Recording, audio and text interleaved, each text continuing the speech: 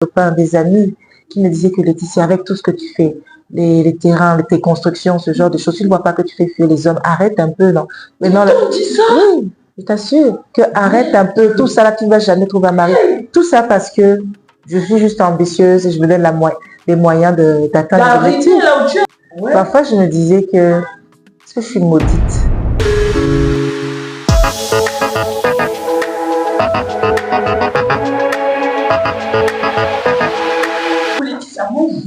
Coucou. Bonjour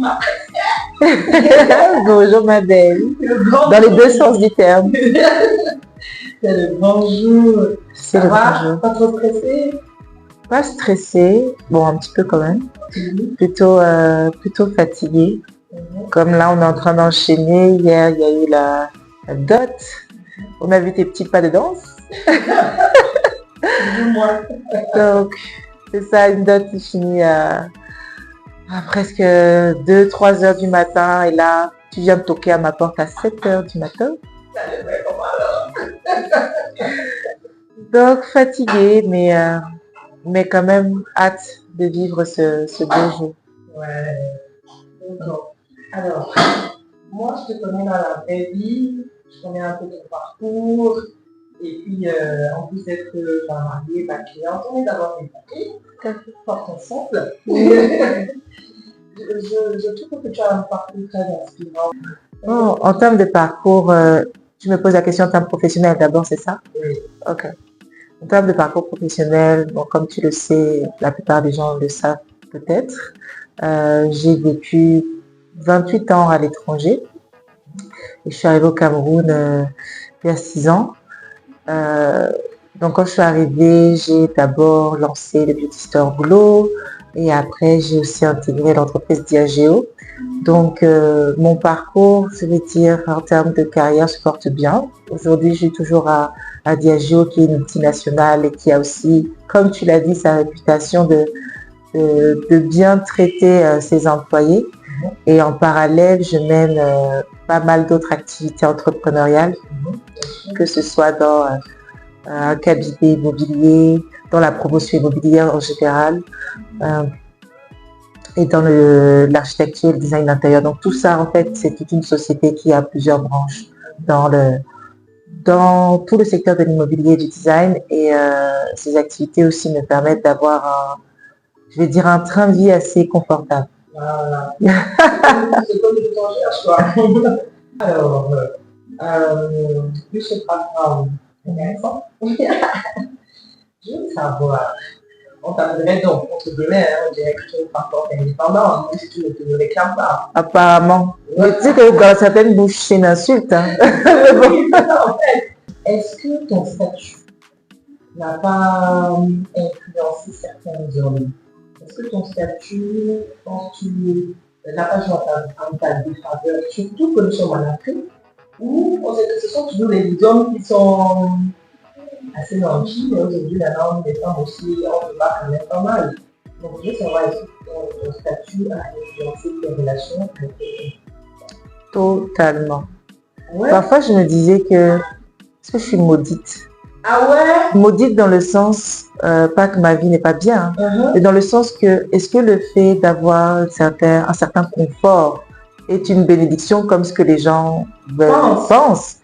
Mais dans mon sens, ça a été... je me posais la question de si c'était une malédiction parce qu'effectivement, ça a joué sur mes relations sentimentales. Après, évidemment, je dis ça en riant, ce n'est pas du tout une malédiction d'être confortable, mais pendant longtemps, je me suis posé cette question parce que il y avait déjà plusieurs aspects. Comme tu l'as dit, la benguise qui arrive au Cameroun, certains hommes se disaient qu'il y a déjà un choc des cultures. Étant donné que je suis née en France, j'ai grandi en France, c'est pas comme certaines femmes qui ont grandi d'abord, qui ont fait certains collèges ou lycées assez réputés de Yaoundé et Douala, qui sont partis étudier et qui reviennent et qui ont quand même certaines expressions que vous avez. Donc moi, il y avait déjà ce choc culturel. Elle se sent... Bon, là, maintenant, j'ai commencé à apprendre les expressions. Hein. Pour qui elle se prend, elle tape les styles. Alors que, ou elle whiteise, j'ai entendu ça beaucoup au début. Donc, c'était attrayant pour les hommes pour du court terme. Mais en réalité, ils estimaient que c'était un peu trop loin de leur culture. Je t'assure. Tu te demandes, non, mais qu'est-ce que les hommes veulent même? Et qui est femme pauvre, ne respecte pas. Femme indépendante, c'est encore un problème. Finalement, qu'est-ce qu'ils veulent? Et c'est ça, en fait. Et financièrement parlant, c'est... Bon, je ne sais pas si les femmes vivent la même expérience que moi, mais je vais te parler de mon expérience personnelle. Pour moi, il y a 3 catégories de personnes. C'est-à-dire qu'il y a celui qui va être gigolo. Donc, ça veut dire que ta position, il n'a aucun problème avec ça. Au contraire, c'est ça qui fait qu'il vient vers toi parce que c'est ça qui l'attire. Parce que c'est dit, je vais aller prendre ma part là-dedans, ce genre de choses. Et en réalité, il ne t'aime pas. Il n'a aucun projet sur le long terme avec toi. Il est là pour prendre, que ce soit financièrement ou j'ai eu des cas, les papiers, puisque évidemment, quand tu as le passeport, certaines personnes cherchent ça. Je t'assure. Donc, j'ai plusieurs fois, pas qu'une fois, ces expériences-là. Donc, je les ai mis dans la catégorie gigolo. Après, pour moi, il y a une deuxième catégorie qui sont ce que j'appelle les complexés. C'est-à-dire qu'ils ne sont pas gigolos, ils ne viennent pas vers toi parce qu'ils ont un intérêt malveillant. Mais quand ils sont avec toi, c'est les petites remarques, ce genre de choses, ils se sentent mal à l'aise. Tu ne fais rien pour les faire rendre mal à l'aise, mais d'un coup, ils se dévalorisent et ils commencent à penser que tu veux prendre le dessus sur eux, que tu veux trop montrer quoi, que eux ce sont des hommes. Pourtant, tu es juste toi. Tu es juste toi et ils sont un peu complexés. Et frustrés. Rien. Et tu leur montres tout simplement que bon, même si il y a des différences d'argent, de moyens, c'est pas si grave. Mais non, et ça crée donc des problèmes. Et il y a la troisième catégorie de personnes qui, pour moi, c'est le paresseux. C'est-à-dire que il n'est pas forcément complexé, il n'est pas forcément gigolo, mais quand il est avec toi, il se dit aussi que, bon, en temps normal, il est de bonne volonté. Ça veut dire qu'il va être le provider, faire des efforts. Mais finalement, quand il est avec toi, il se dit, mais pourquoi je me donne tant de mal? Pour elle, c'est rien. Moi, pour moi, ce sera un effort. Pour elle, c'est rien. Donc, il n'est pas complexé, frustré. Il n'est pas non plus gigolo, mais finalement, il commence à être tout simplement passif, paresseux. Il se dit que, ok, moi là, s'il faut que j'organise des vacances, peut-être de 2 millions, il va falloir planifier ce genre de choses. Pourquoi je fais tout ça alors que peut-être pour elle, elle fait ça facilement en fait, c'est rien.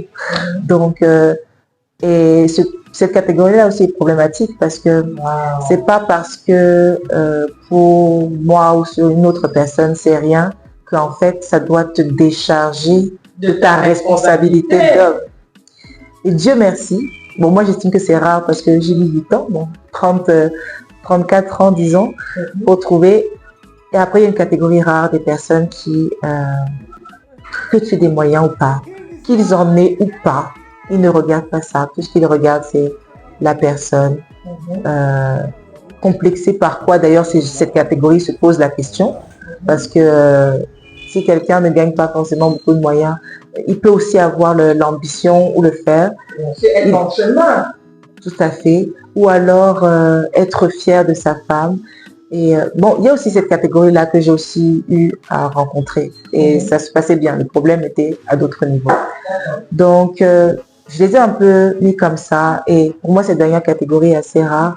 Après, forcément, il y a aussi les gens qui gagnent aussi bien leur vie et qui n'ont aucun problème avec toi, sauf le fait que, comme tu gagnes aussi bien ta vie, que tu es indépendant, tu as un certain caractère, soi-disant, qui fait que...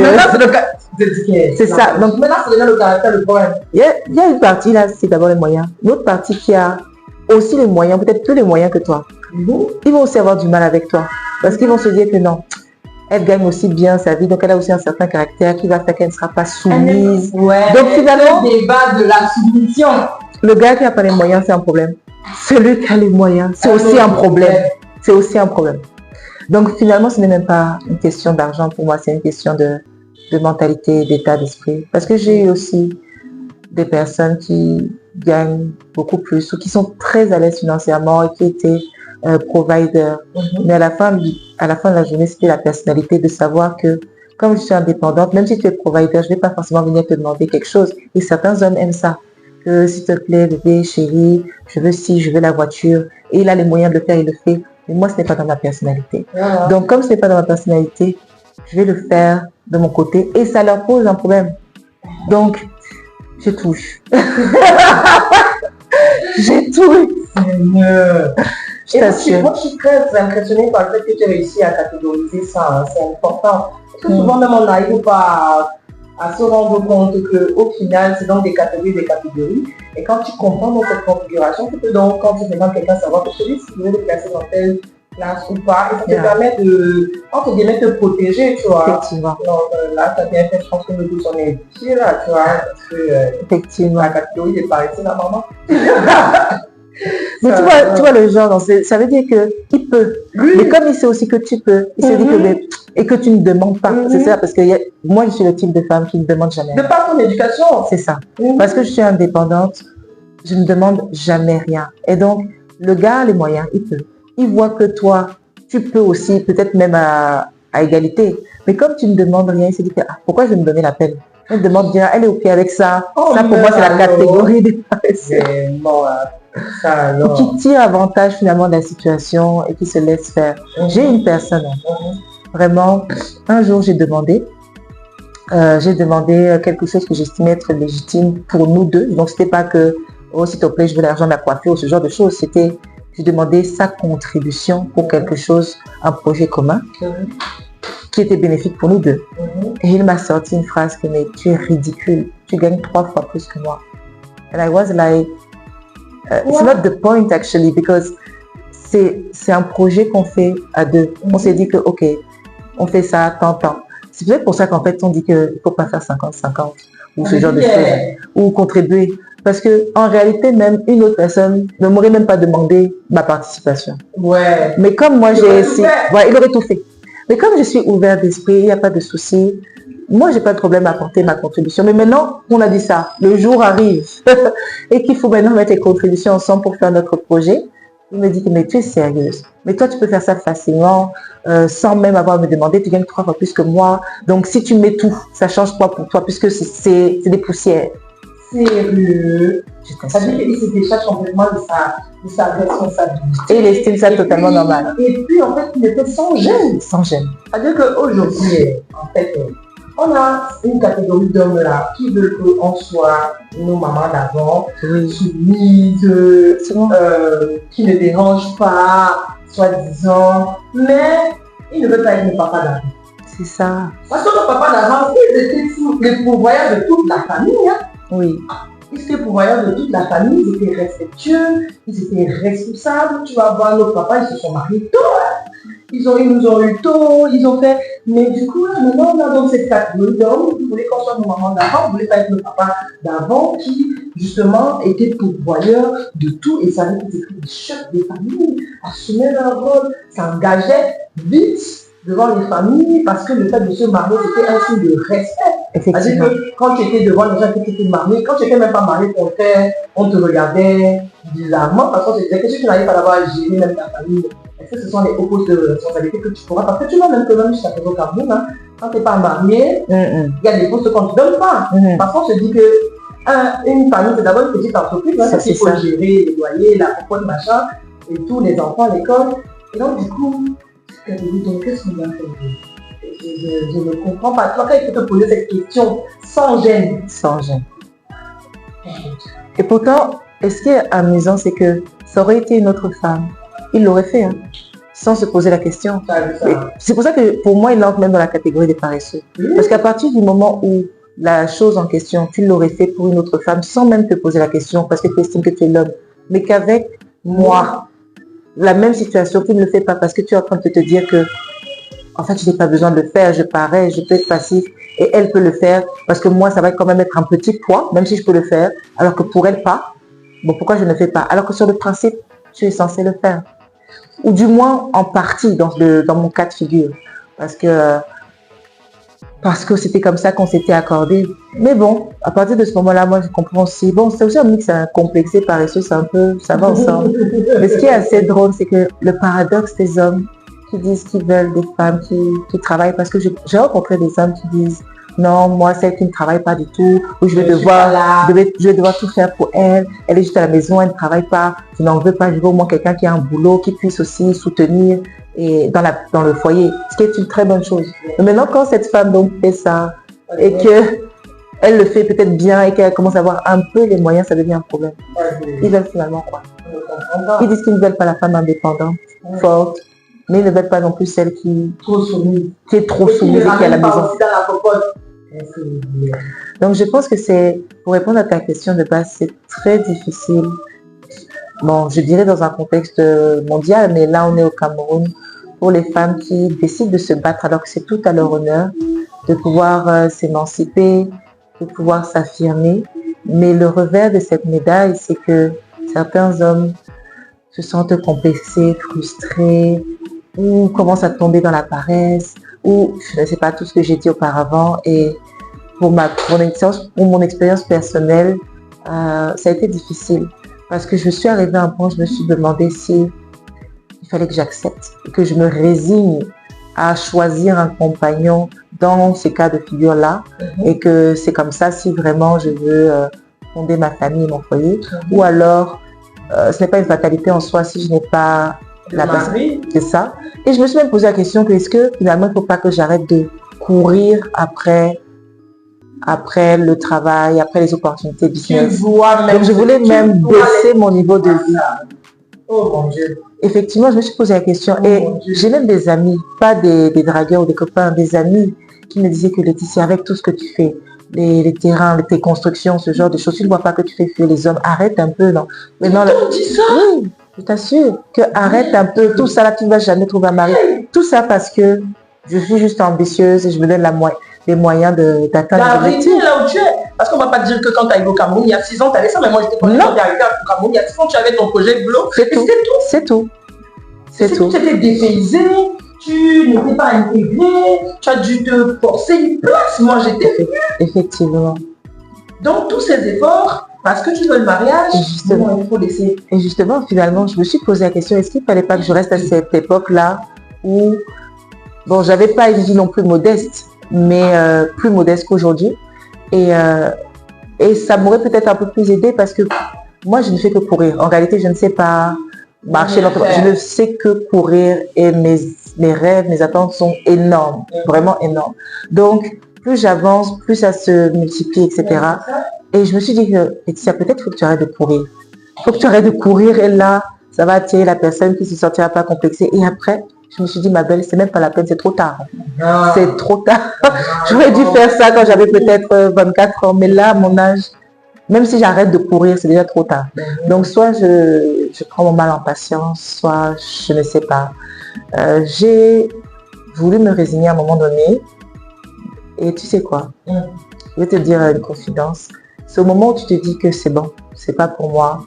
Je vais continuer ma vie professionnelle, courir, ma fille et les hommes là, vraiment, j'arrête. Et c'est d'ailleurs pour ça, parce qu'on en a parlé hier, tu me dis, mais tu postes plus, tu es plus trop sur les réseaux sociaux comme avant, ce genre de choses. Parce qu'en réalité, je suis tellement maintenant concentrée sur ce que je fais et je ne cherche plus à sortir. Je me suis dit, je me résigne, c'est bon. Je me concentre sur mon travail, sur ma maison, je sors plus vraiment, parce que j'en ai plus vraiment non plus envie. Et c'est à ce moment-là, c'est à ce moment-là donc que la personne donc tombe sur toi. Mais en réalité, il ne faut pas trop chercher. Il faut lâcher prise en réalité. Lâcher prise. Il faut faire confiance à Dieu, lâcher prise et que ce soit plus un problème en fait. Parce que c'était, je pense, pour la plupart des femmes célibataires d'un certain âge. Elles cherchent à avoir un compagnon, un mari, peu importe. Et ça devient aussi une certaine pression.